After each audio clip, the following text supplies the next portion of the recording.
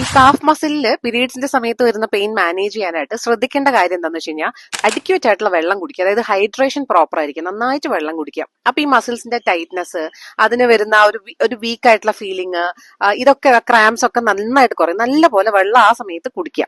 രണ്ടാമത്തെ കാര്യം പ്രോപ്പർ ആയിട്ടുള്ള സ്ലീപ്പ്. ഈ ഉറക്കം കുറഞ്ഞു കഴിഞ്ഞാൽ വേദന സഹിക്കാനുള്ള കപ്പാസിറ്റി നമുക്ക് കുറയും.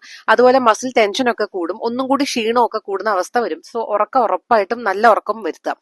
ആൻഡ് അയൺ ഡെഫിഷ്യൻസി ഉണ്ടോ എന്നുള്ളത്, മാഗ്നീഷ്യം ഡെഫിഷ്യൻസി ഉണ്ടോ, വൈറ്റമിൻ B12 ഡെഫിഷ്യൻസി ഉണ്ടോ, വൈറ്റമിൻ ഡിയുടെ ഡെഫിഷ്യൻസി ഉണ്ടോ എന്നൊക്കെ പരിശോധിച്ചിട്ട് അതിന് വേണ്ട രീതിയിൽ ഡോക്ടറെ കണ്ട് മരുന്ന് വാങ്ങിച്ച് കഴിക്കുക.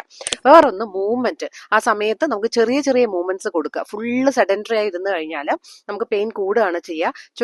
നമുക്ക് ചെറിയ ചെറിയ സ്ട്രെച്ചസ് കൊടുക്കാം, അല്ലെങ്കിൽ ചെറുതായിട്ടൊക്കെ ഒന്ന് നടക്കാം, ചെറിയ മൂവ്മെന്റ്സ് കാലിന് കൊടുക്കാം. ഇങ്ങനത്തെ കാര്യങ്ങളൊക്കെ ചെയ്യുക. കൂട്ടത്തില് നമ്മൾ ഈ വയറിലൊക്കെ ഹോട്ട് വാട്ടർ ബാഗ് ഒക്കെ വെക്കുന്നത് പോലെ ഹോട്ട് ടവല് കാലിലൊക്കെ പൊതിഞ്ഞു വെക്കുകയും ചെയ്യാം. ഇത്രയും കാര്യങ്ങളൊക്കെ ഒന്ന് ശ്രദ്ധിച്ചാൽ കുറെയൊക്കെ പെയിൻ നമുക്ക് മാനേജ് ചെയ്യാൻ പറ്റും.